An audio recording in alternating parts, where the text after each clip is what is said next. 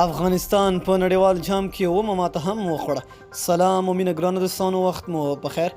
د ویډیو د مخه زموږ چینل در سره حتما سبسکرایب کړئ، په خوا کې ورسره د زنګ نشان هم وهئ تر څو زموږ هره معلوماتي ویډیو ته تاسو په وخت تر ورسي.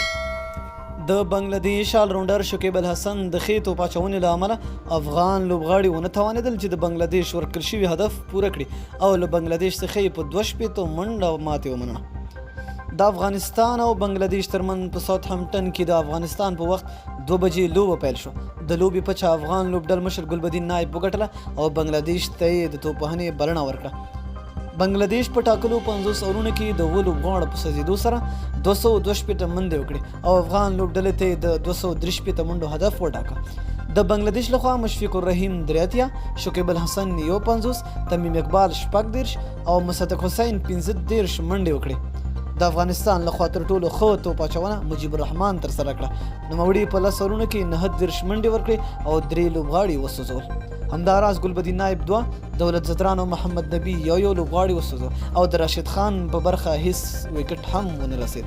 افغانستان د یاد هدف په پوره کولو کې پاتې راغی او په 40 اورونو کې د ټولو لوبغاړو په سوځېدو سره 200 منډې وکړې او له بنګلادیش څخه یې د 2 منډو په توپیر ماته ومنله.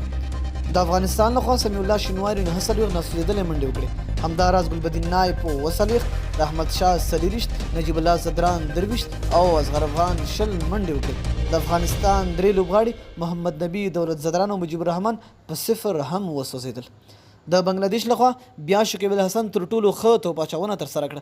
نوموړي په 10 اورونو کې 29 منډې ورکړې او 15 لوبغاړي وسوځول. همداراز مستفیض الرحمن 2، محمد سیف الدین او مصدق حسین یو لوبغاړي وسوځاوه.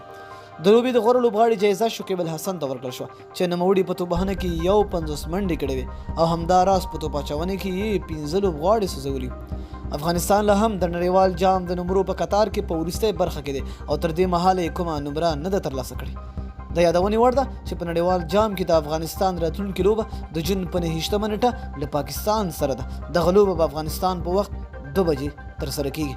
مننه چې ویډیو مو سره تر پایه وکتل. د لا نورو ښکلو معلوماتو لپاره زموږ چینل سره حتما سبسکرایب کړئ. تر بلې ویډیو د لوی الله په امان.